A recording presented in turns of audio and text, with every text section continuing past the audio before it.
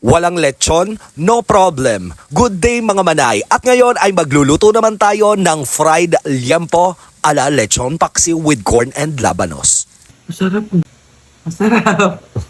At ang mga rekado ngang makikilahok sa ating lulutuin ngayon mga manay ay ang mga sumusunod. Sibuyas, bawang, luya, siling haba at labanos. At dyan ay isinalang ko na nga sa pressure cooker for 20 minutes ang ating liempo na may sukat na panglechong paksiw. Lagyan ko lang yan ng 5 cups of water, isang beef cube at 3 kutsaritang toyo. Na mayroong tanglad na hindi natin masyadong ganun ka palalambutin dahil lulutuin pa natin ito mamaya at piprituhin. Na ito na nga pala yung tirang sabaw o pinagpakuluan na gagamitin din natin mamaya. Kung makikita nyo ay tamang-tama lamang ang sukat ng ating liempo na gagawin nating ala lechong paksiw with corn and labanos. At sa isang kawali nga pala ay maglalagay na ako ng mantika na papainitin natin kung saan ipiprito natin ang ating mga liempo.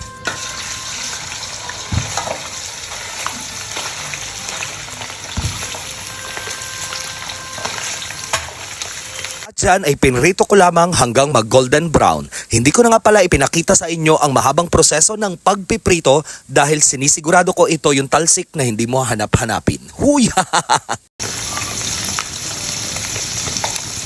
At makalipas nga ang ilang araw na hindi ka pa rin naliligo ay naprito ko na itong ating liempo. Hindi nga natin masyadong lulutuin ng lutong-luto dahil ang gusto lamang natin mangyari ay parang lechon lamang na crispy ang balat at juicy sa loob. Diba juicy? Josephine o Jocelyn? Sa same kawali nga ng pinagprituhan ng ating liempo ay dito na rin ako maggigisa para nandun na rin ang lasa. Binawasan ko lang ng mantika at nandyan na pinagsama-sama ko na ang sibuyas at bawang para walang nagseselos. Huy! At ayan, dinagdag ko na nga rin ang pinitpit na luya na hindi ko na hiniwa-hiwa dahil alam naman natin na merong iba na ayaw na nakakakagat ng luya. Sa paraang yan ay matatanggal din natin ng buo. Makalipas nga ang ilang sandali ng pag-i-stock mo sa kanya ay wala na talagang pag-asa kaya inilagay ko na rin ang pinrito nating liempo na isasama natin sa ating ginisang bawang, sibuyas at luya. At hindi ko na nga pala papatagalin dahil luto na naman talaga ang ating liempo. At ayan, para hindi matigang katulad mo, diniligang ko na ito ng sabaw na pinagpakuluan ng ating liempo. Maglagay lamang ng 3 hanggang 5 cup o depende sa kung gaano kasabaw ang gusto mo. Kasi ang gusto kong consistency ay malapot-lapot ang ating lechong kawali pero hindi naman dry. At nagdagdag rin ako ng halos 3/4 na margarine sa isang kutsara. Naglagay na rin ako ng paminta na parang yung pagmamahal mo buo na dinudurog pa. At maglalagay rin tayo ng isang dahon ng laurel na animoy may kagat. Followed by 1/4 cup of white vinegar. At di ko na nga pinatagal ay ilalagay na natin itong sweet corn na mula sa lata. At para maging ganap na ganap ngang lechon paksiw ay idinagdag ko ng isang boteng lechon sauce.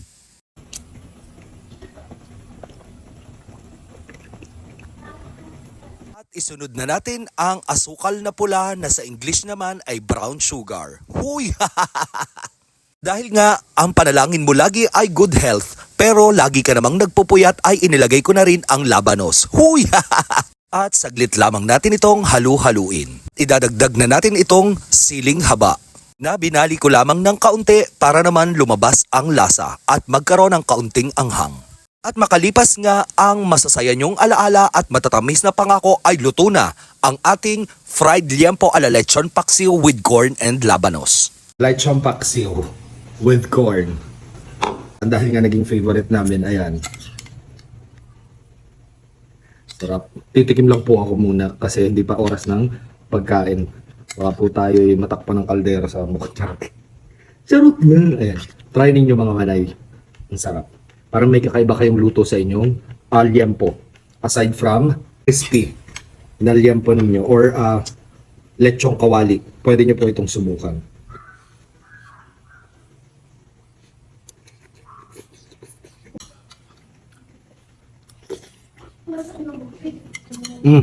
At kung umabot ka hanggang dito sa video na to, ano pa ba ang pwede mong luto sa liempo bukod sa lechong kawali at ganitong klaseng recipe?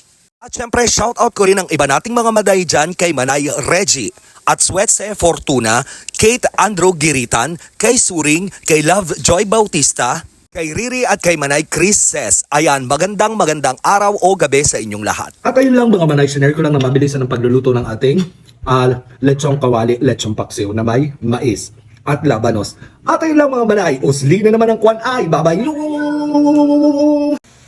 Masarap. Masarap. Wow, naluluko pa ba tong mukhang to? Yung pinggan, naluluko pa ba yan? Yung ulam, tino isang puno yan, oh. Natira isang tipak.